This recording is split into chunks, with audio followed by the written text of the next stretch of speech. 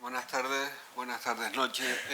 Terminamos con esta conferencia de hoy, un año más, el ciclo sobre lo público que venimos organizando desde hace 8 años y que acoge esta Real Sociedad Económica con la cortesía que le caracteriza.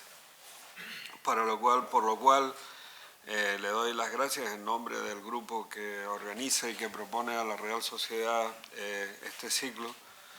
Le doy las gracias a la Real Sociedad y en nombre de la Real Sociedad al director de la Real Sociedad particularmente, especialmente. Terminamos este ciclo de hoy con una conferencia que aspiramos, estamos seguros de que vaya a ser como una especie de resumen o de compacto, de síntesis de todo el ciclo que hemos ido desarrollando durante esta semana. Y para dar esa conferencia, uno de los miembros de este grupo, Antonio Martinón Cejas, nos parecía la persona más adecuada.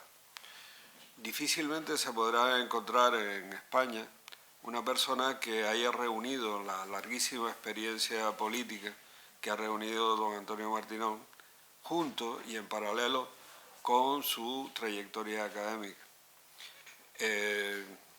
No voy a enumerar la multitud de responsabilidades políticas que ha tenido, porque todos los que están aquí la conocen, pero bueno, desde la clandestinidad, en el periodo de su militancia en el Partido Socialista Popular, hasta luego la integración en el Partido Socialista Obrero Español, pasando por distintas responsabilidades en el Cabildo, como consejero en 2 etapas, como vicepresidente del Gobierno de Canarias, como diputado, como delegado del Gobierno. Pues su trayectoria política ha sido larguísima, extensísima y, como decía, de enorme responsabilidad, lo cual le permite tener una visión larga, una visión de mucho tiempo sobre la evolución de la política española en sus distintas vertientes y opciones. Y también esa mirada hacia el pasado pues, le da la posibilidad de hacer un diagnóstico sobre la convulsa experiencia actual en el mundo de la política en nuestro país y más allá de nuestro país en España, en Europa. Por otra parte, si a esto unimos su trayectoria académica, catedrático de universidad y en los últimos años rector, pues la verdad es que no sé si le ha quedado tiempo para merendar algún día, porque su trayectoria, digamos, está llena de historia y está llena de hechos importantes.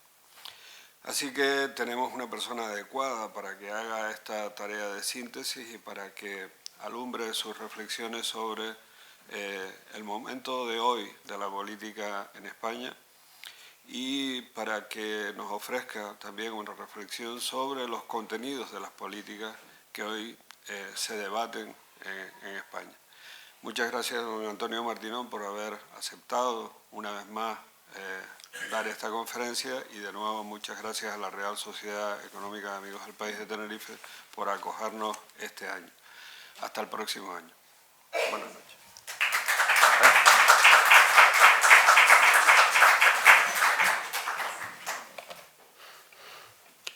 Muchas gracias, profesor Rivero, por tan generosa presentación.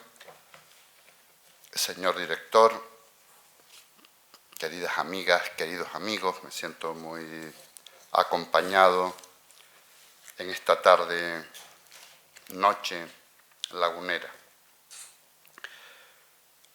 El próximo jueves me han pedido desde el Consejo Social de la Universidad que haga una intervención corta y me pidieron el título y en su momento di un título que he descubierto ahora que lleva por nombre El papel de la universidad en la sociedad de hoy. Y he titulado esta charla de hoy Una mirada democrática a la política de hoy. Fueron decisiones tomadas con semanas entre una y otra y parece que tengo una cierta fijación con intentar entender el hoy, de comprender lo que nos está pasando, lo que está pasando en España, pero especialmente en el mundo. No estoy seguro de poder hablar o de tener tiempo para hablar sobre la política española, sobre la situación de la política española, porque había enfocado esta intervención más con, me decía un amigo, vas a hablar del planeta Marte si no vas a hablar de España. No tanto, ¿no? Pero sí hablar de los aspectos que me parecen esenciales de lo que está pasando en el mundo hoy y que tanto afecta a España y tanto afecta a Canarias. Son, lo que voy a exponer, pues reflexiones, son ideas y seguramente pues no tendré tiempo de hablar de todo lo que me gustaría hablar, pero sí que intentaré referirme a aquellos aspectos que a mí me parece que son de la máxima importancia, aunque no serán todos. Empecemos un poco mirando al pasado. No voy a pretender, desde luego, emular aquellas síntesis históricas que hacía Castelar en las Cortes, que en 10 minutos resumía la historia de la humanidad. Pero a mí sí me gustaría echar atrás un vistazo a lo que ha pasado especialmente en Europa o en el mundo occidental en los últimos 100 años, ¿no? Hace 100 años empezaron a fraguarse los totalitarismos, con el comunismo en la Unión Soviética el año 17 y poco después con los fascismos en Alemania, en Italia, en España. La Segunda Guerra Mundial supuso la derrota de los fascismos, quitando el caso de España y el caso de Portugal, que al final eran casos aislados y que formaban parte, en términos históricos, de la periferia del vector histórico principal. Se derrotó el fascismo en la Segunda Guerra Mundial y surgieron los bloques. Por un lado, un bloque liderado por la Unión Soviética, con un modelo político y un modelo económico, y el otro bloque liderado por los Estados Unidos, con un modelo político y un modelo económico. Frente al comunismo, el capitalismo; frente a la democracia, la dictadura. La caída del muro de Berlín, que ahora hace poco hemos recordado la celebración de su aniversario, supuso la caída del comunismo. No solo de los regímenes que estaban en torno a la Unión Soviética, sino que supuso la derrota de ese pensamiento como tal en todo el mundo, pese a que hayan continuado en algunos países, como puede ser el caso de Cuba. Y por lo tanto, la caída del muro supuso el triunfo de las democracias liberales, como suele decirse. Yo prefiero decir de la democracia. Y el año 2001 se producen dos hechos también de mucha importancia, que fue los atentados contra las Torres Gemelas de Nueva York y también el ingreso de China en la Organización Mundial del Comercio, apareciendo en el escenario político mundial una nueva potencia que es poderosa no solo porque es el país más poblado del mundo, sino también porque está con un desarrollo económico enorme que hace que China se vaya convirtiendo cada vez con mayor claridad en un referente del nuevo escenario internacional. China aparece ante el mundo como un país de origen comunista, pero que tiene un sistema económico capitalista. No es algo que sea diferente al capitalismo, es capitalismo, pero es una forma peculiar de capitalismo. Ante esta situación que vivimos hoy y que tiene muchos aspectos, a mí me parece que surgen desafíos de la máxima importancia y que creo que deben ser atendidos en todo el planeta y que nos corresponde abordar estos desafíos desde todos los territorios, desde todas las comunidades, desde todas las sociedades. Por un lado, hay una clara crisis en la representación política. Buena parte de la ciudadanía no se siente representada, fielmente representada, por los políticos. Yo creo que en nuestro país hemos visto el ejemplo claro del nacimiento de Podemos y de Ciudadanos como una respuesta a la incapacidad del Partido Socialista y del Partido Popular de representar fielmente a la ciudadanía. Creo que estamos viviendo un momento de un poder político débil, un poder político que no es capaz de abordar con suficiente autoridad las situaciones que vivimos la mayoría de los ciudadanos. Han surgido problemas planetarios de la máxima importancia, seguramente el cambio climático sea el que más nos pueda llamar la atención, porque por primera vez, me parece, por primera vez desde hace quizás 10, 20 años, en la humanidad somos conscientes de que el planeta ya no lo aguanta todo. Y no es que nos preocupe mucho el planeta, en el sentido de que no le concedemos vida al planeta, sino que la actividad humana sobre el propio planeta nos afecta a nosotros como habitantes del planeta. Y esto, desde luego, es nuevo. Hace no mucho nadie se preocupaba si efectivamente la actividad humana afectaba a la vida del planeta o nos afectaba a nosotros al modificar la situación del planeta. Otro aspecto que me parece de la máxima importancia es el avance de la extrema derecha en todo el mundo y el crecimiento de la desigualdad. Y estamos asistiendo a una situación también muy nueva en nuestra historia como especie, que es la revolución tecnológica. Una revolución tecnológica que no tiene precedentes. Y la revolución industrial supuso en aquel momento la sustitución del esfuerzo físico de los seres humanos por las máquinas que sustituían ese esfuerzo físico. Ahora, con la revolución tecnológica que estamos viviendo y la aparición de la inteligencia artificial, estamos en un panorama donde ya no solo se va a sustituir nuestro esfuerzo físico, sino que también se puede llegar a sustituir, de hecho se está empezando a sustituir, nuestra capacidad. Hay algunos que llegan a hablar hasta de sentimientos, ¿no? de que nuestros sentimientos, de alguna forma, puedan ser sustituidos por las máquinas. Las máquinas ya aprenden, y eso es nuevo. Ese aprendizaje de las máquinas es algo novedoso, que supone un futuro incierto, que no acabamos de precisar bien cómo será. Decía antes que uno de los aspectos que a mí más me preocupa, y yo creo que seguramente a casi todos o a todos los que estamos en esta sala, es el auge de la extrema derecha. Cuando cayó el muro de Berlín, se pensó que con la caída del último totalitarismo que había, la democracia iba a avanzar. Habría más libertad, más igualdad, más democracia, más derechos.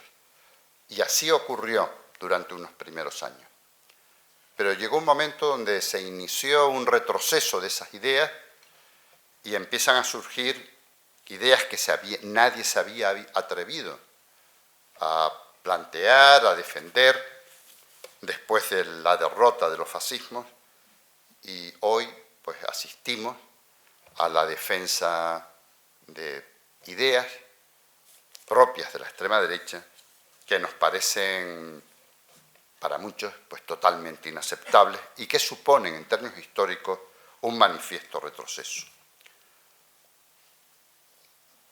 Todos sabemos que hay un avance de del autoritarismo en algunas de las democracias de nuestro planeta.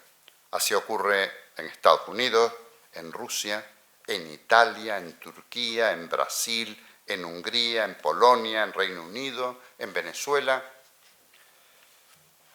Y no he nombrado a ningún país asiático, porque he hablado de países que son democráticos, donde los gobiernos han llegado al poder democráticamente, pero que una vez instalados en el poder no han parado de avanzar en un autoritarismo. Ganan terreno los discursos fascistas, populistas, nacionalistas. Hay discursos racistas contra los negros. Hay un avance del discurso antisemita, en contra de los judíos en la propia Europa. Hay desprecio a las mujeres en algunos países por parte de algunos candidatos a presidentes de un país que ganan las elecciones con el voto de muchas mujeres. Hay un discurso que avanza en contra de los homosexuales. Y hay un discurso en el que se mitifica el pasado hasta extremos grotescos, ridículos y desde luego falsos, ¿no? Quizás en nuestro país Covadonga sea un referente, ¿no?, de cuando hace ya tantos años los que algunos consideran que son nuestros antepasados se levantaron en armas contra el Islam y pretenden hacernos creer que aquellos que se levantaron en armas contra el Islam son nuestros antepasados y que nosotros somos descendientes casi directos de ellos y que formamos parte de un mismo pueblo, de una misma unidad, y se presenta eso así también con un discurso casi siempre subliminal en contra de lo que supone el Islam y lo que supone ese mundo. Uno de los eslogan electorales de Trump fue «Hagamos de nuevo grande a América», que era un eslogan como intentando, insisto, identificar a la sociedad americana de hoy con esa época incierta, poco definida, poco precisa, de cuando América fue grande.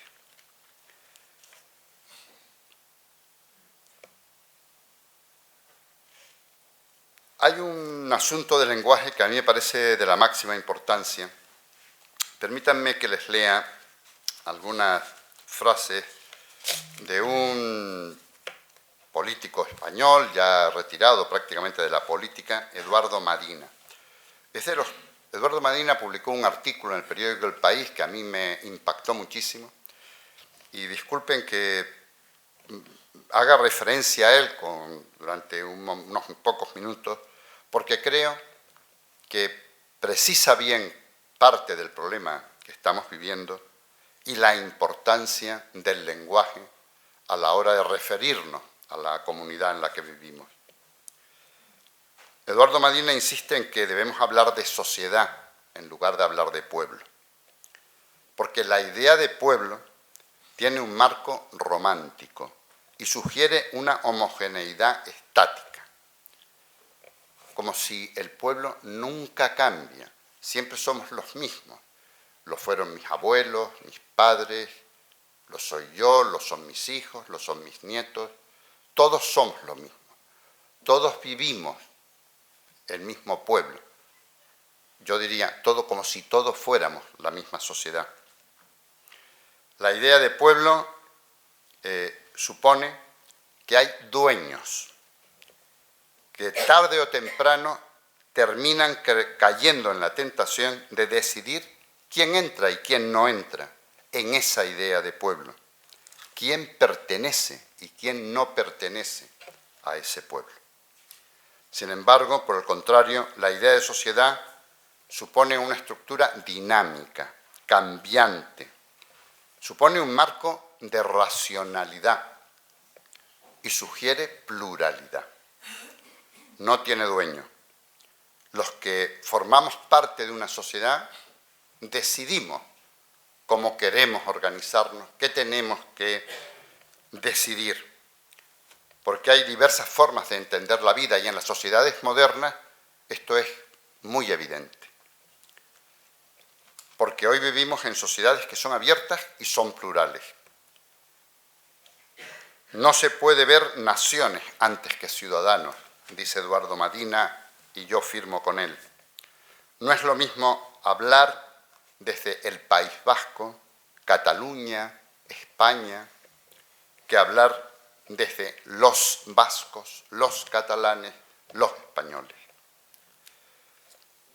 Esa importancia del lenguaje, el lenguaje, como siempre, traslada una idea, traslada lo que tenemos en la cabeza, y ese lenguaje de pueblo frente a sociedad traslada una idea antigua, creo que cada vez tiene, estoy hablando de Europa, principalmente de Europa, cada vez tiene menos sentido, menos lógica, y contribuye a dificultar la convivencia entre todos nosotros.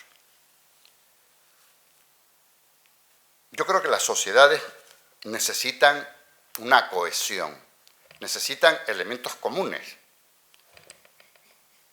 Hace años, estando yo de consejero en el Cabildo, propuse que Tenerife se presentáramos, Fidela Velázquez y yo estábamos en aquel momento en el Cabildo y fue una propuesta de ambos, que Tenerife presentara su candidatura a Capital Europea de la Cultura.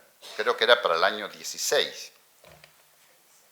Porque era una manera de una isla tan dividida entre si se hacía o no el puerto de Granadilla, si se hacía o no la autopista de no sé dónde, si se hacía... Había unas grandes discusiones sobre asuntos, no voy a decir que no sean importantes, lo eran, pero una sociedad necesita también elementos donde todos estemos de acuerdo. Y nos pareció a nosotros que pelear porque Tenerife fuera capital europea de la cultura era un elemento de cohesión de la sociedad tinerfeña. La propuesta fue aprobada, pero guardada en un cajón. Y a mí aquello me pareció como perder, bueno, claro, porque no gobernábamos los socialistas y fue así, ¿no? Tampoco quiero convertirlo en una tragedia, pero sí he traído en el recuerdo la idea aquella de la capital europea de la cultura, porque lo que estoy diciendo ahora no es una cosa que me haya inventado para decirlo esta noche. Necesitamos algo que cohesione a nuestra sociedad. Hace poco leí en El País un artículo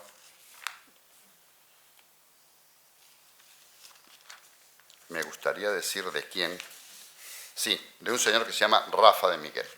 Este periodista hizo una crónica sobre cómo la sociedad británica, rota en dos por el Brexit, sin embargo, se sentían muy orgullosos de tener un magnífico sistema nacional de salud. El sistema nacional de salud británico fue el primero de los sistemas de salud europeos, vino de la mano de un laborista inglés, Clement Attlee, figura que prácticamente ha quedado sepultada porque antes de él fue primer ministro Winston Churchill y después de él también. Él le ganó las elecciones a Churchill después de la Segunda Guerra Mundial, ¿no? Lo cual es una cosa que yo nunca he acabado de entender bien, cómo es que los británicos que lograron el triunfo en la Segunda Guerra Mundial, liderados por la figura de Winston Churchill, una vez que se acaba la guerra y los británicos forman parte de los que ganan la guerra, sin embargo, en las elecciones legislativas siguientes se le da el triunfo a los laboristas. También debo añadir que Attlee había sido viceprimer ministro con Winston Churchill. Esta idea, ¿no?, de que los británicos sí se sienten identificados con su sistema nacional de salud es un ejemplo de algo que puede unir a una sociedad. La ciudadanía tiene la idea de pertenencia a través del Servicio Nacional de Salud, pertenencia a un gran país, a un país que ha sido capaz de crear algo extraordinario. Esto especialmente se entiende mejor si comparamos lo ocurrido en el Reino Unido con los Estados Unidos, ¿no? La relación tan estrecha, no sé si es paterno-filial, entre la Gran Bretaña y Estados Unidos, de que en Gran Bretaña puedan decir nosotros tenemos un magnífico sistema nacional de salud frente a los americanos que tienen un desastre de salud. Pero también tienen un sentimiento de posesión. Cada británico se siente dueño del sistema nacional de salud. Lo mantienen con sus impuestos. Y frente a lo que algunos pueden considerar que es un chauvinismo británico, el 20% de los trabajadores del Servicio Nacional de Salud británico son extranjeros, muchos de ellos enfermeras y enfermeros españoles que tienen allí un claro reconocimiento a su profesionalidad. Decía antes que me parece que hay un problema de crisis en la representación política. El que los ciudadanos no siempre nos sentimos representados por los políticos, por nuestros políticos, por aquellos a los que elegimos, claro, los que participamos en las elecciones. Hay un asunto importante en esto de la política y es, aquí hablo de España porque no me atrevo, no conozco cómo funciona esto en Europa, pero sí tengo la sensación de que en España hemos ido disminuyendo el prestigio de la política como actividad. Tengo la impresión, la sensación, no tengo en datos, no tengo encuestas, pero sí creo que podemos afirmar que ya apreciamos menos, valoramos menos, concedemos menos prestigio a los políticos que hace 40 años, por ejemplo, al inicio de la democracia. Tony Judd, el historiador británico, decía que estamos viviendo una época de políticos que son pigmeos. Y Alberto Núñez Feijóo, el presidente de Galicia, dijo, no sé, hace poco, hace un mes, 2 meses, que los dirigentes políticos españoles, hablaba de los 4, parecían adolescentes, ¿no? Que eran políticos adolescentes. No, a mí me da un poco de miedo entrar en la descalificación de los políticos, ¿no? Creo que eso no es bueno, es injusto, pero sí que estos comentarios ponen en evidencia que hay un problema y que hay que intentar buscar alguna solución a este problema. Desde luego no es fácil que un profesional de prestigio pues deje a un lado su actividad profesional para dedicarse a la política durante 4 años, durante 8 años. Es difícil imaginarlo, porque pues, parece como que no va a ser señalado por buena parte de la sociedad como una persona que ha entrado en la política, qué estará buscando, a qué negocio se va a dedicar.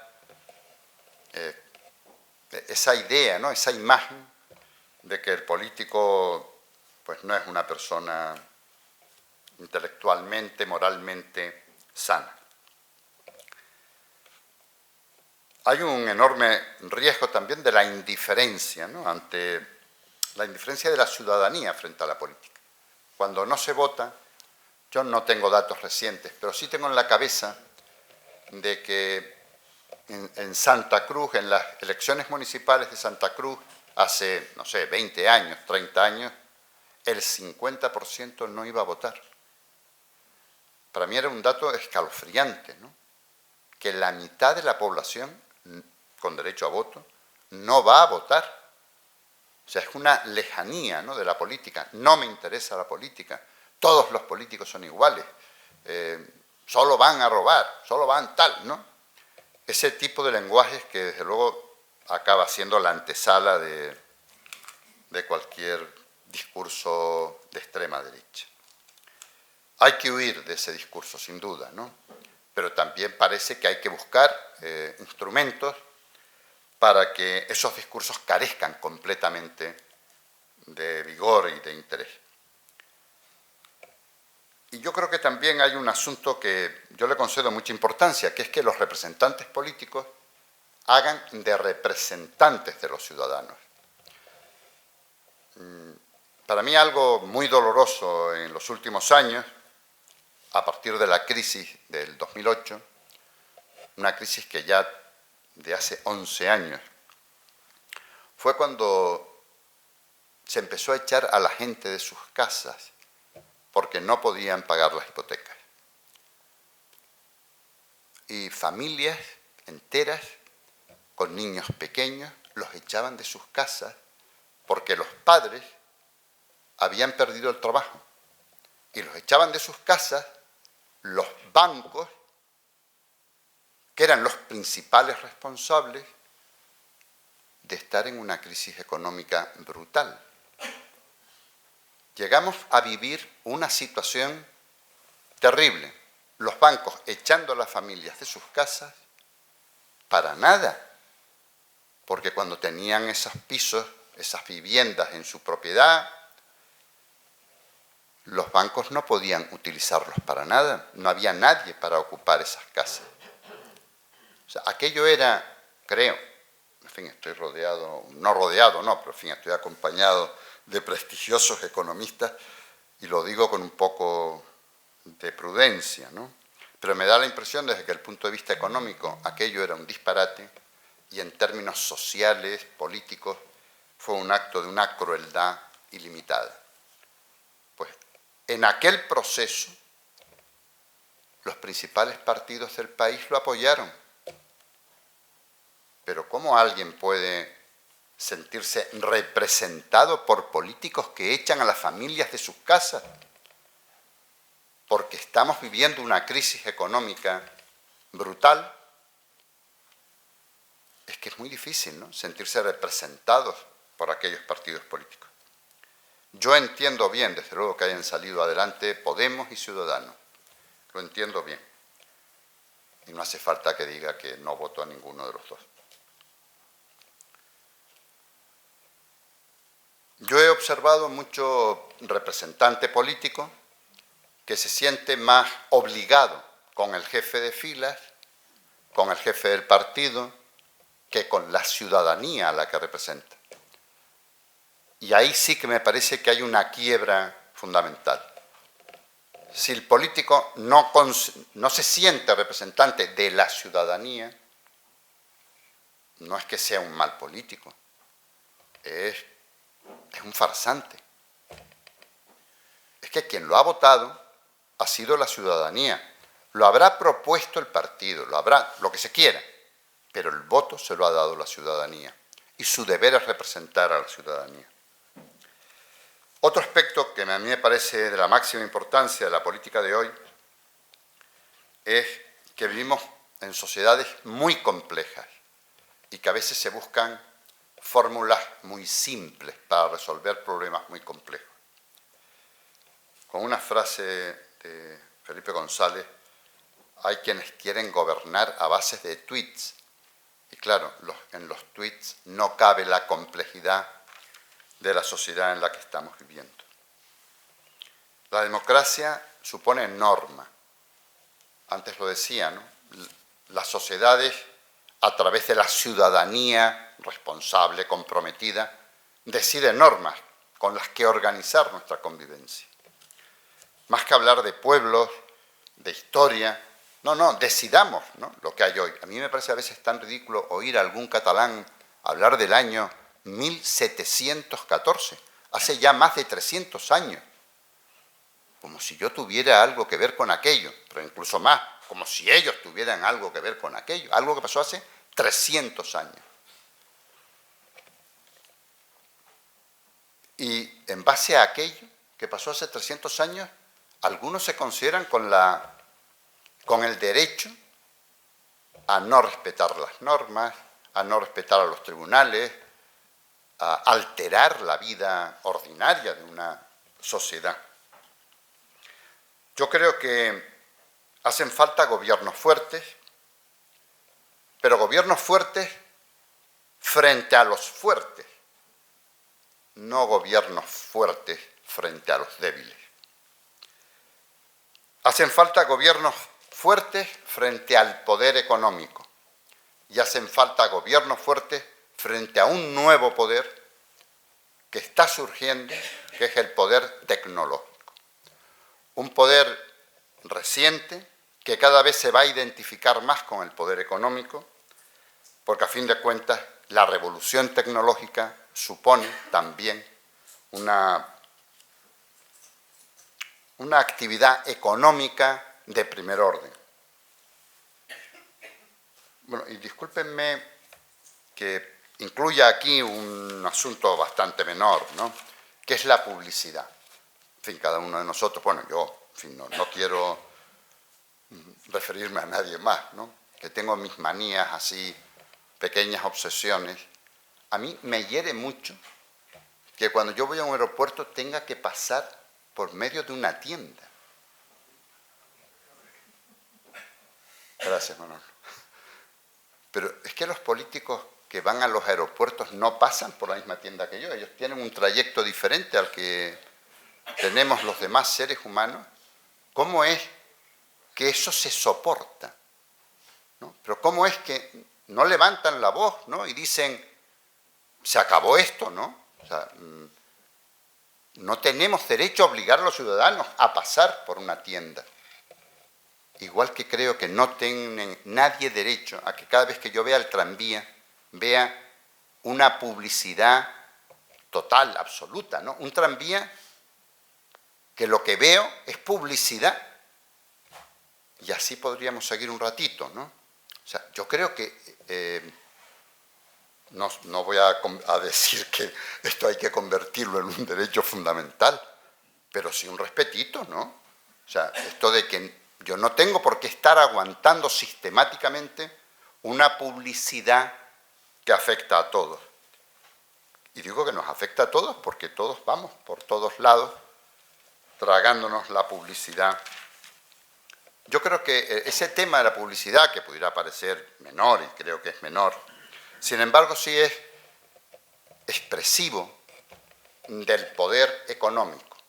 Pero no solo del poder económico concebido como poder frente al poder político, sino de situar el beneficio económico como un Dios al que todos debemos adorar. Un tema importante, al que ya algo he dicho, es el tema de la igualdad. He leído, digo he leído porque yo no me atrevo a decir que esto sea así, pero en fin, donde lo he leído me merece confianza. Desde finales del siglo XIX hasta los años 70, en Occidente avanzó la igualdad. Y cada vez la sociedad era más igualitaria. Pero a partir de los años 70 ha habido un retroceso brutal de la igualdad. Y yo creo que esto, digamos, no es de recibo. Yo creo que esto exige una rectificación. Y creo que este es uno de los problemas más importantes que las sociedades modernas tenemos planteados.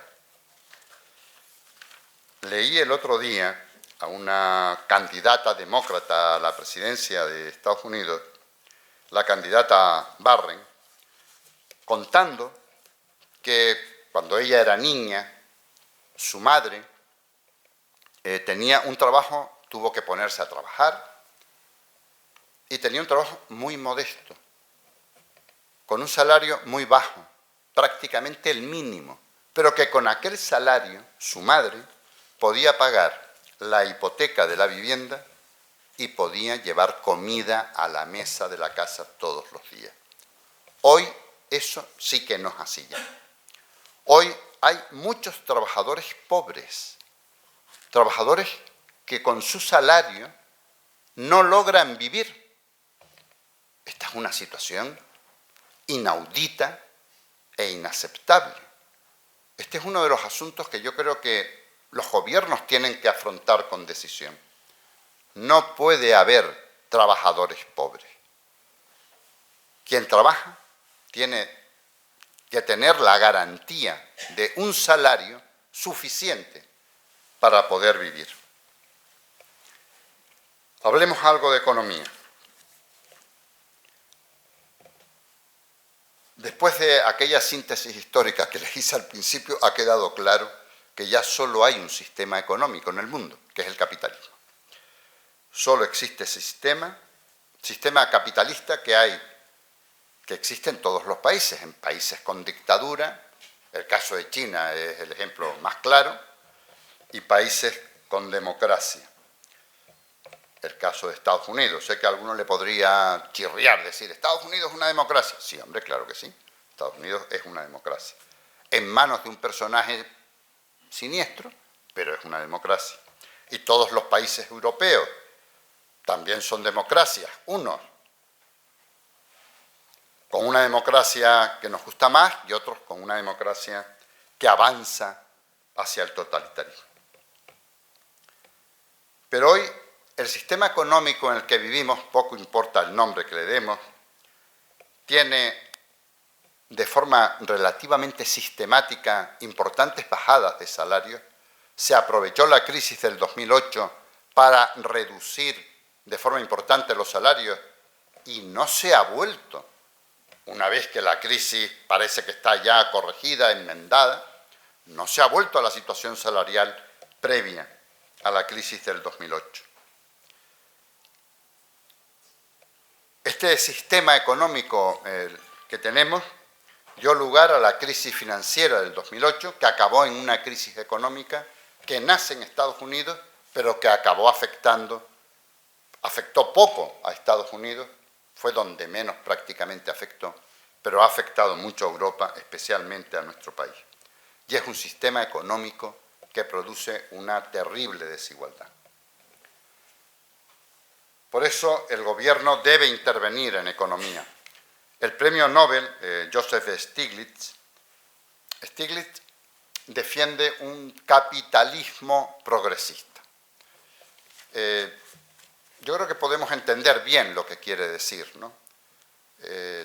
Tiene que haber una economía de mercado, una economía capitalista, con libertad de creación de empresas, etcétera, ¿no? Todo lo que tenemos en la cabeza. Pero el gobierno tiene que intervenir. Tiene que intervenir regulando la crisis del 2008, que fue una crisis de origen financiero en Estados Unidos, fue por falta de regulación, porque se hacían gamberradas, ¿no?, por parte de los bancos y de las entidades financieras. Es necesario que haya órganos supervisores que vigilen la actividad económica y hay que avanzar en la fiscalidad. La nueva situación de la revolución tecnológica que estamos viviendo y algunas otras exigen una modificación del sistema fiscal con la aparición de nuevos tipos que graven, como por ejemplo las transacciones económicas.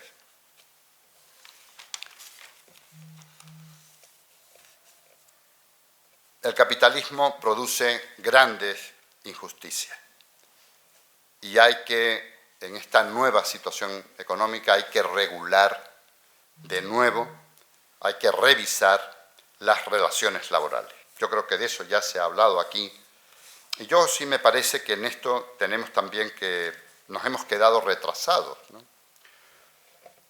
Ante la aparición cada vez más evidente, al menos en nuestro país, de esas figuras de trabajadores autónomos que no son autónomos, que trabajan para una empresa y que acaban pues, estando sometidos prácticamente a la arbitrariedad diaria de quien les llama para trabajar en su empresa.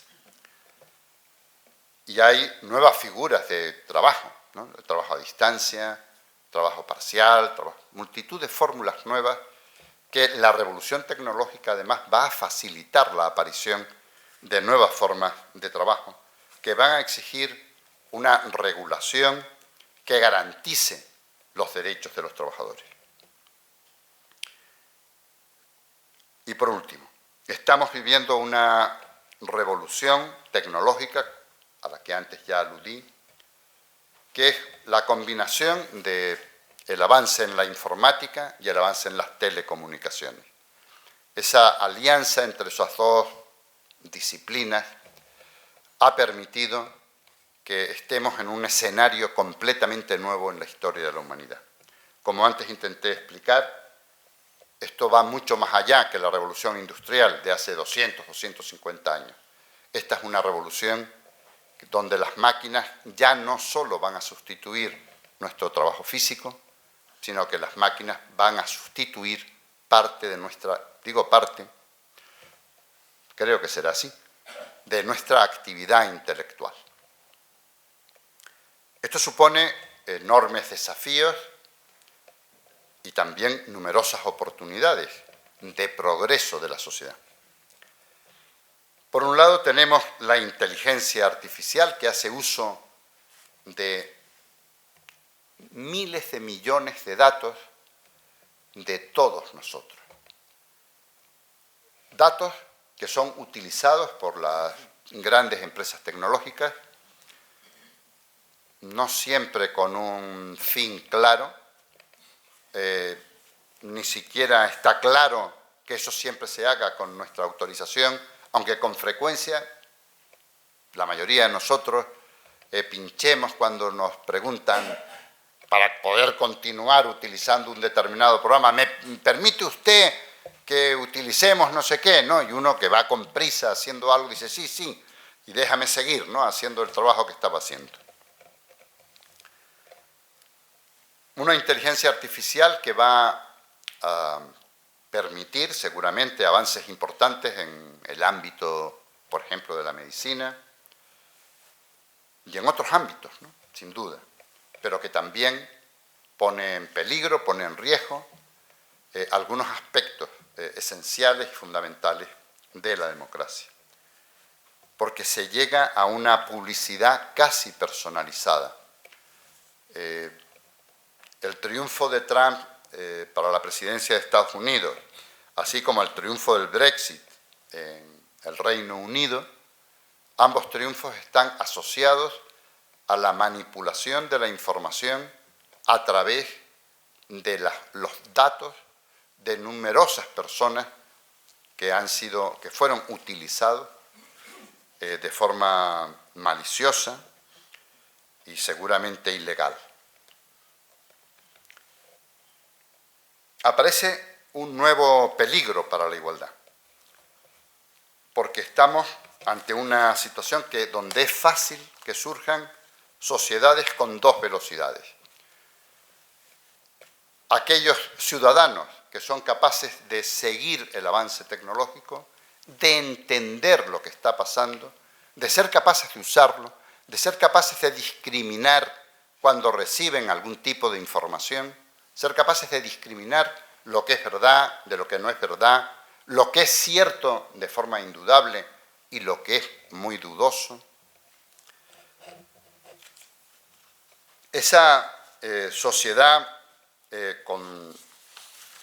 dualizada entre los que sí son capaces de hacerlo y los que no son capaces de hacerlo es un claro riesgo para la democracia, porque se corre el riesgo de que parte importante de la población se sienta cada vez más aislada, más postergada del conjunto de la sociedad. Hay quien habla de que corremos el riesgo de ir a una sociedad 30-30-40. Un 30% que van a trabajar mucho y van a ganar mucho. Otro 30% que va a trabajar mucho pero va a ganar poco. Y un 40% que resulta superfluo, que no hace falta que exista, no aporta nada a la sociedad. Bill Drayton es un americano que ganó el premio de cooperación internacional, el premio Príncipe de Asturias de cooperación internacional, pues hace, no tengo aquí escrito el año, pero hace 10 años. Y Bill Drayton sitúa como la desigualdad más importante que hemos de atender en primer lugar, esta desigualdad producida por el desequilibrio tecnológico, por la desigualdad tecnológica. Y él la sitúa por encima de la desigualdad de género, la desigualdad de raza, la desigualdad de riqueza, porque considera que es una desigualdad que produce una ruptura en el seno de la sociedad. Y que esa ruptura pues, se aguanta hasta un punto, porque no es evidente que ese 40% que no se siente integrado en la sociedad, no se siente protagonista, no se siente partícipe de esa sociedad, siga aguantando, soportando el vivir en una sociedad donde no aporta nada y donde nada importa.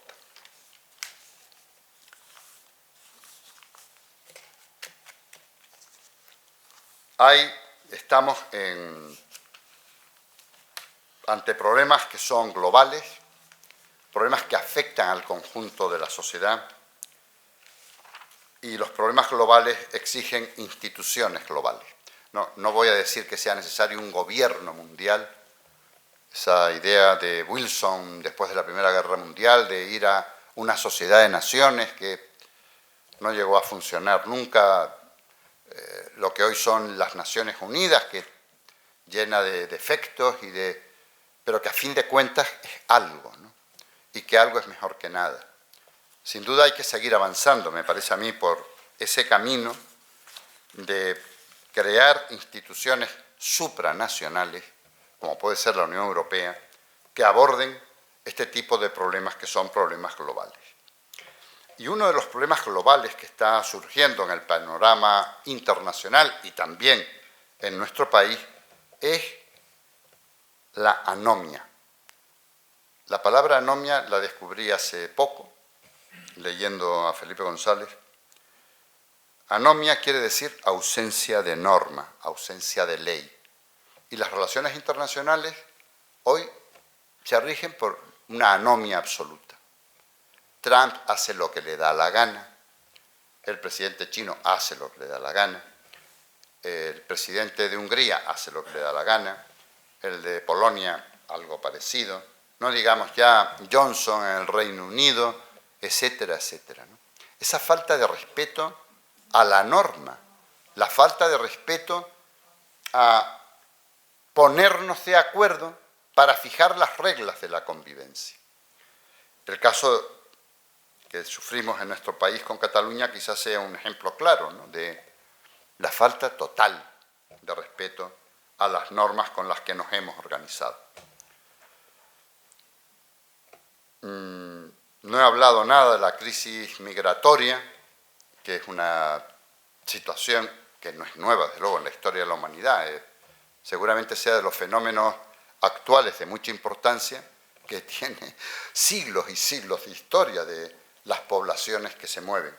Ahora quizás más que poblaciones sean individuos o pequeños grupos de individuos los que se mueven.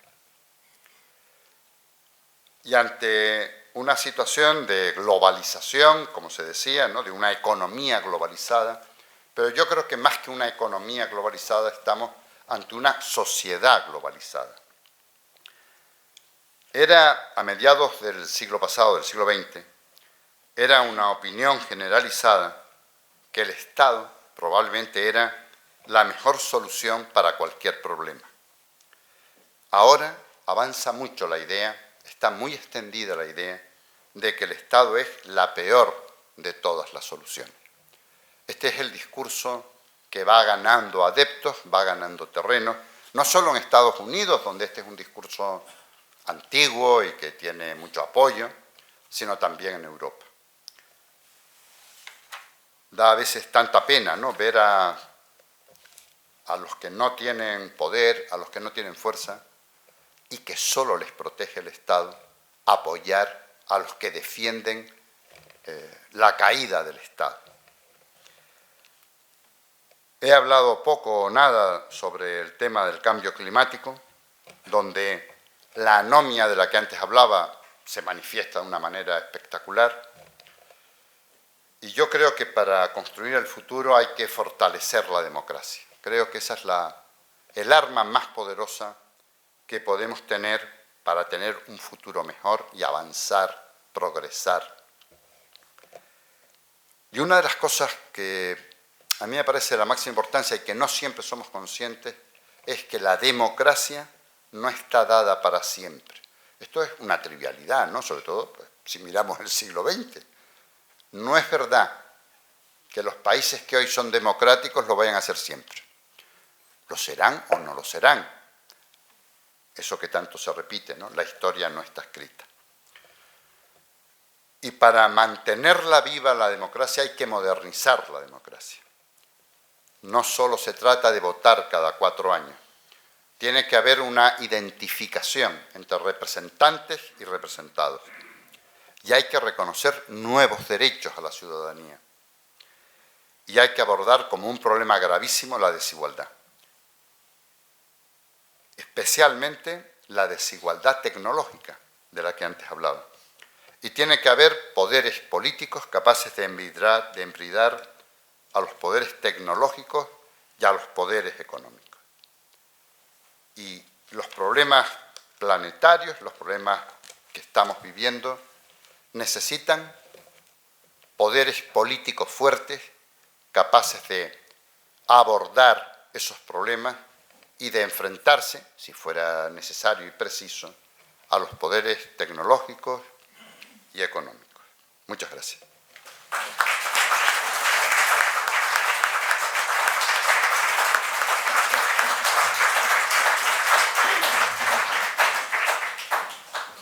Bien, pues tenemos 20 minutos para preguntas, respuestas, que como siempre les ruego que sean preguntas cortas y las respuestas, si fuera posible también, pero si no es posible, pues no. Pero las preguntas sí, las preguntas cortitas, por favor. Sí. Buenas tardes. Primero de todo, muchas gracias. Usted decía que no iba a hacer lo que Castelar, pero la verdad es que ha dado toda una lección de historia y habría como para estar aquí debatiendo 3 días posiblemente. Muchas gracias, porque creo que ha puesto muchas ideas muy buenas y ojalá todos los españoles pudieran escuchar alguna vez algo parecido a lo que usted ha hecho aquí. Y después quería, y no es una pregunta, es pedirle su opinión. Estoy de acuerdo en que los políticos parece que no representan a la sociedad. ¿No piensa usted que tal vez, si nuestros políticos dejasen de insultarse y simplemente debatieran con el adversario en lugar de hundirle o llamarle cualquier insulto, a lo mejor el pueblo ya empezaba a respetar a los políticos? Gracias. Estoy de acuerdo. Defender una sociedad donde exista convivencia exige que quienes están al frente de la sociedad, quienes pretenden estar al frente de la sociedad, convivan, ¿no? Se respeten, se dialoguen. Pero eso es querer, con brevedad. La Constitución española del 78 sale adelante, aquel pacto histórico sale adelante porque se quería llegar a un acuerdo. Yo creo que eso es lo más importante, ¿no? Querer llegar a un acuerdo. Y ahora pues se echa de menos eso, ¿no? El querer, el ponernos de acuerdo en lo que consideremos esencial para el país, y lo otro, pues por supuesto, cada uno va a seguir pensando lo que quiera, ¿no? Pero tiene que haber diálogo, respeto, coincido, sí.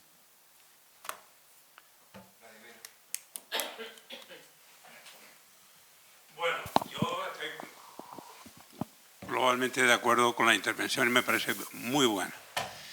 Pero quiero hacer una reflexión de que el mundo universitario, el mundo de no estaba a las alturas de lo que necesita este planeta. Me refiero a 2 cosas para no alargarme. El caso de lo que se ha hecho con los híbridos o con los pesticidas da lugar a que el planteamiento que en los últimos años hemos pasado de más de 2.000 plantas cultivadas para alimentar a la población del mundo a 100 y pico de plantas de lo que se alimenta más del 80% de la humanidad. Lo que está pasando con el glifosato, con Monsanto y Bayer, donde han demostrado los médicos y biólogos y profesionales en Estados Unidos que el glifosato tiene que ver con el cáncer y están indemnizando a los afectados en Estados Unidos, no en Europa, por las enfermedades cancerígenas con miles de millones de dólares, indica que nos estamos alimentando, que la tecnología no ha sido seria y que nos habían dicho que con poca tierra cultivada íbamos a vivir. Hemos pasado de vacas de 3.000 litros de leche año a vacas de 12.000 litros de leche año, vacas que son hijas de la farmacia. Es decir, nos va a dar una nueva conferencia. La universidad o los universitarios, la tecnología ha permitido y ha fomentado que la población se concentre en grandes núcleos urbanos y que gran parte del mundo rural esté vacío en eso que yo dije el otro día de la isla de Teruel. Es decir, se ha planteado muy mal el uso de los recursos en nombre de una supuesta tecnología que nos iba a hacer felices a todos en el mundo urbano. Y estamos quemando en estos momentos 100 millones de barriles de petróleo diarios, aparte de otras cosas. Es decir, la tecnología no ha meditado, no ha hablado con la historia, con la cultura de siempre, de una sabiduría tan arraigada en el territorio como la agricultura, con años de saber, y nos hemos sacado la política económica agraria del mundo de los laboratorios, de los tecnócratas, con todo el máximo respeto. Y termino. Macron trató de plantear prohibir el glifosato en Francia. No lo puede hacer, porque con el 3% de la población activa agraria en Francia no se puede tener el campo francés cultivado sin herbicidas. Y así tendríamos que hablar de tantas otras cosas. Perdón, gracias Antonio, porque me ha parecido brillante y que debíamos hacer muchos más actos de estos de reflexión que tanto necesita este pueblo y esta tierra y pensar que no podemos seguir viviendo en la ciudad todos en la ciudad y traer a Canarias 50 frigoríficos diarios de alimentos de fuera. Bueno, yo no soy capaz de apreciar todo lo que has dicho, Vladimiro, pero como me fío mucho de ti en estos asuntos, quiero decir, supongo que has dicho toda la verdad, pero lo que no he acabado de entender es la crítica al mundo universitario, ¿no? Porque al mundo universitario se nos puede criticar, como tú bien sabes, mucho, ¿no? Pero yo no creo que el mundo universitario sea el responsable de, plenamente, quiero decir, ¿no? Será partícipe, contribuirá, pero no es el responsable de todos los males que tú has descrito tan clara y brillantemente, me parece. Bueno, me parece, en fin, tampoco.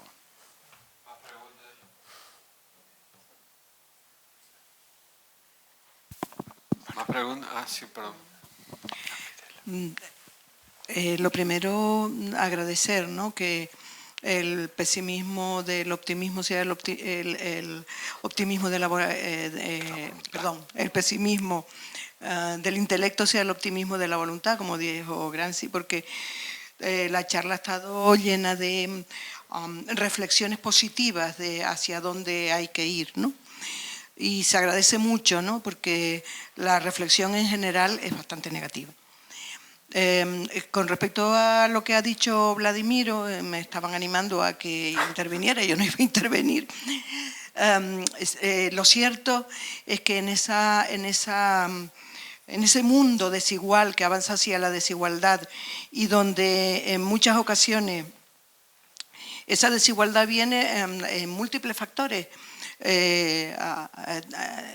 Tú has dicho un factor, ¿no?, que sustituyó a la educación básica, que es el mundo de las nuevas tecnologías y del acceso a esas tecnologías, que está generando pues dos mundos distintos y que caminan de manera distinta, como decía el sociólogo Apple en Estados Unidos hace ya un par de décadas.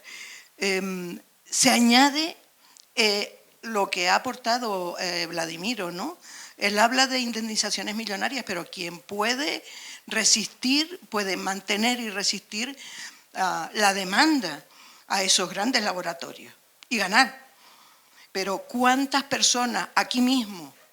Solo hay que mirar las estadísticas de las mujeres que trabajan y han trabajado en el sector primario y sobre todo debajo de plásticos en los invernaderos y estudiar la relación de los índices de cánceres con respecto a la población femenina en general. Nos llevaríamos una gran sorpresa. ¿Por qué no salen los índices? Pues no lo puedo explicar. Yo vivo en un municipio donde de tener una población mayoritariamente de viudas, ahora hay una población mayoritariamente de viudos, de personas que se dedican al sector primario. ¿Es así? Se mueren más en este momento las señoras que los señores, de manera contraria a lo que ha pasado tradicionalmente. No tengo más datos, es una cuestión simplemente empírica, pero bueno. Y la desigualdad viene, entiendo yo a lo mejor que dice Vladimiro, porque sí he percibido yo que en este tema concreto del sector primario hay empresas muy poderosas y que tienen mucho dinero que financian investigaciones para salvar su responsabilidad y demostrar que esos productos que se utilizan pues no son maléficos, no son malos, no atentan contra nada.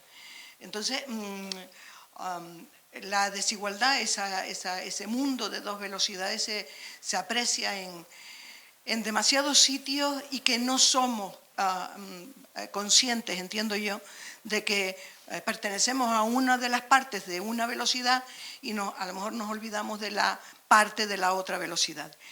Es una reflexión, no lleva a ninguna pregunta, pero alrededor de todo esto a lo mejor se puede entablar un debate posterior en otro momento.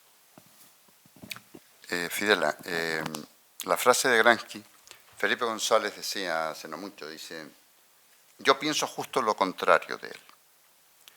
Dice, frente al optimismo del intelecto, yo lo que veo es el pesimismo de la voluntad. No hay voluntad por arreglar las cosas. Frase de Felipe. Segundo, lo que decía Vladimiro y tú mismo, ¿no? Hay una, yo creo que la palabra es querella, no sé. En Estados Unidos, de muchos ciudadanos organizados, creo que principalmente en torno a bufetes de abogados, para ir contra las grandes corporaciones. Eso en Europa no tenemos esa cultura, pero ese papel lo podrían jugar los poderes públicos, ¿no? O sea, esto que tú has dicho de que has pasado de tener un pueblo de viudas a un pueblo de viudos, ¿no? Pues yo creo que valdría la pena que desde algún poder público, porque supongo que lo mismo que pasa en San Juan de la Rambla, pasará en Los Realejos, pasará en Garachico, ¿no?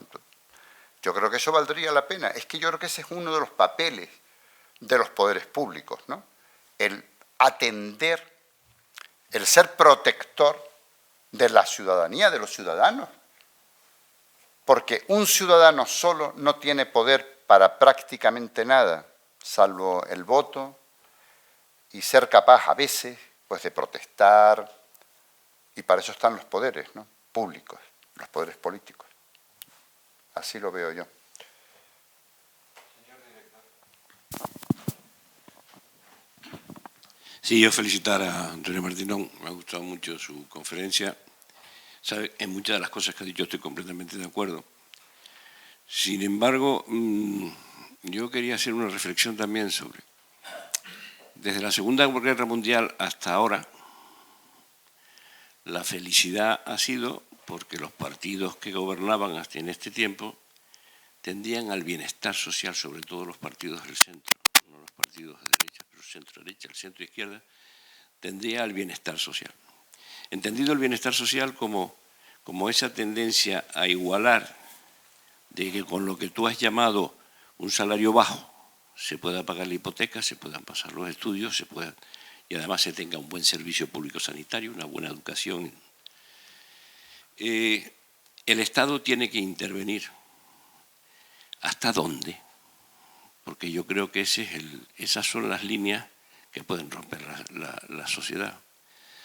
Si el Estado lo hace todo o lo regula todo, ya no estamos hablando del bienestar o la socialdemocracia, estamos hablando de otra cosa. Y si nos quedamos en la socialdemocracia, ¿se está defendiendo ahora la socialdemocracia? ¿O se está dejando que pierda valor la socialdemocracia y tome otros caminos? Yo creo que esa es una reflexión que en este momento, porque aquí hemos hablado mucho de Felipe, pero nada más que de Felipe, y hay otras ideas. Bueno, espero que se entienda que yo hable algo de Felipe, ¿no? Pero además yo creo que es un personaje que ya forma parte de la historia del país, que bueno, se podrá estar de acuerdo con él en algunas cosas, en otras no, pero yo creo que todos reconocemos que ha sido un político muy importante en nuestro país, ¿no? Yo prefiero hablar de socialismo en lugar de socialdemocracia, aunque he intentado tener una intervención nada partidista. No he parado de criticar al Partido Socialista Obrero Español. Yo prefiero hablar de socialismo porque el término socialdemocracia es el término que usan los socialistas centroeuropeos y los nórdicos. Pero en el sur de Europa hablamos de socialismo. Es lo mismo, para mí es lo mismo. Yo estoy de acuerdo en que el Estado no debe hacerlo todo, ¿no? Claro, tiene que haber un espacio para la libertad individual, la libertad de grupos. Una de las cosas que a mí a veces en esta isla nuestra me ha chocado es la omnipresencia de las instituciones. Hay una librería del Cabildo. O sea, a mí me parece bien que el Cabildo, aquí estamos unos cuantos que hemos sido consejeros del Cabildo, ¿no? O sea, yo no es que quiera criticar que el Cabildo tenga una librería, pero me parece innecesario, ¿no? Quiero decir, ¿es bueno que el Cabildo edite libros? Probablemente sí, porque habrá libros que o edita el Cabildo o no edita nadie, ¿no? Pero los libros esos deben llegar a todas las librerías, que cada vez hay menos, por cierto. O sea, esa omnipresencia de las instituciones sí que me parece mala, ¿no? Y pongo un ejemplo que a mí me dolió mucho, Fidela seguramente se acuerde. Aquí en esta isla teníamos una cosa que se llamaba ATAO, Asociación Tinerfeños de Amigos de la Ópera. Ha desaparecido, se la han cargado por la omnipresencia de las instituciones que quieren que hasta los festivales de ópera se organicen desde el poder político. Hombre, yo creo que eso, no sé, en fin, seguramente lo hará mejor quienes ahora llevan la ópera en el Cabildo, que son además unos personajes maravillosos, me encantan, ¿no? Pero se ha roto, se ha machacado una iniciativa social con una cierta antigüedad. Yo nunca he sido delatado, o sea que, pero es un ejemplo, sí, bueno, pues es un ejemplo de una iniciativa social que se ve aplastada por una institución pública. Quiero decir que, como me dio la impresión, José Carlos, que a lo mejor en tu intervención casi estabas dejando caer que yo tenía ánimo, no, vale. Bueno, pues me alegro. No, porque claro, donde yo encuentro... Ah, vale, bueno, vamos a ver. Yo la he visto en esta isla, ¿no? Esa situación de la omnipresencia institucional. Y estoy de acuerdo, sí, hubo un gran acuerdo en Europa después de la Segunda Guerra Mundial entre, digamos, los partidos socialdemócratas socialistas y los partidos conservadores cristianodemócratas, en que hay un núcleo, quizás el ejemplo más claro sea Austria, ¿no? Durante multitud de años hubo una coalición entre socialdemócratas austriacos, ahí está bien, para mí, bien usado el término socialdemócrata, y los conservadores austriacos, en un gran pacto que vinculaba a los sindicatos para sacar el país adelante después del desastre de la Segunda Guerra Mundial, ¿no? Y cómo quedó el país.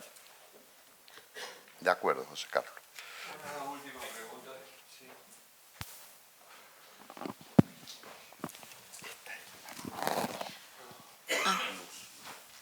Gracias, Antonio. Te agradezco infinitamente por esa gran educación que sobre todo me has dado a mí que soy extranjera.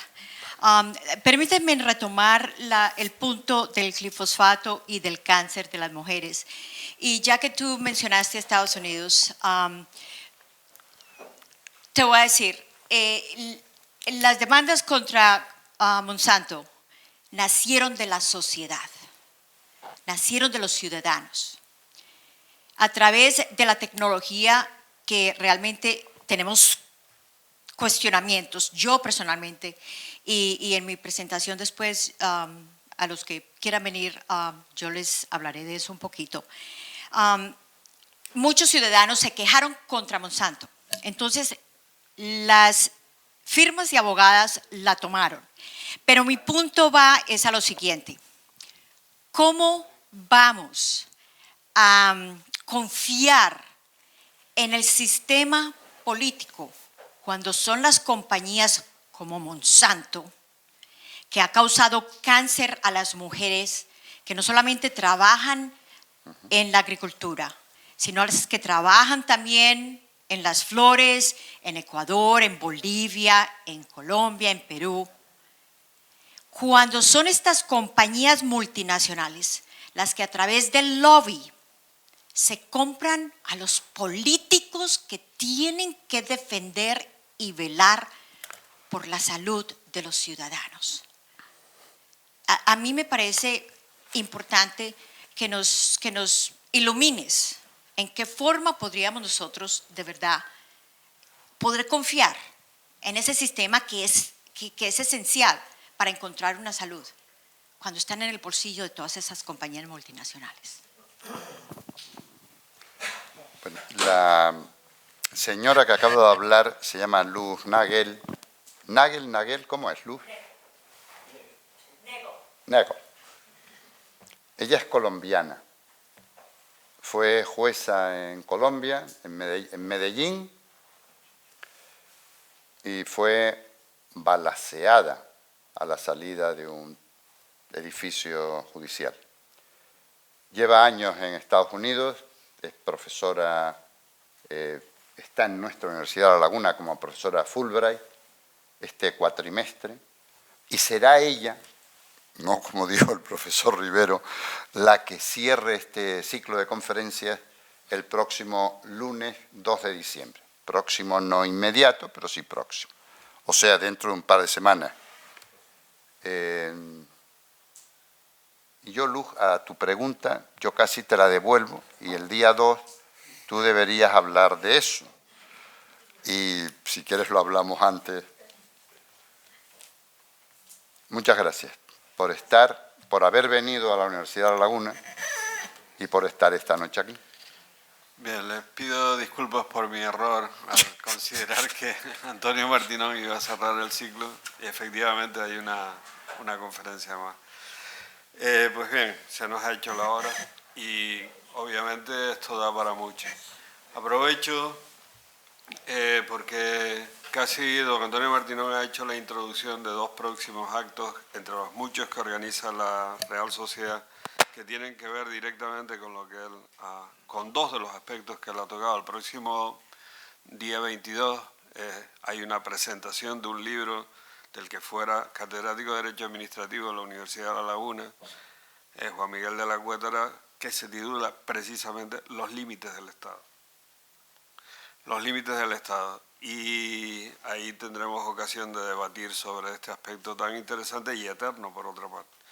Y la segunda parte es que el segundo hecho es que el día 26 empezará un ciclo de conferencias, de las cuales están programadas las 3 primeras, el día 26 la primera y el día 10 otras 2, sobre el futuro del trabajo, que tiene que ver directamente con los problemas que ha planteado don Antonio Martinón sobre la automatización, sobre la inteligencia artificial y sobre tantas otras cosas.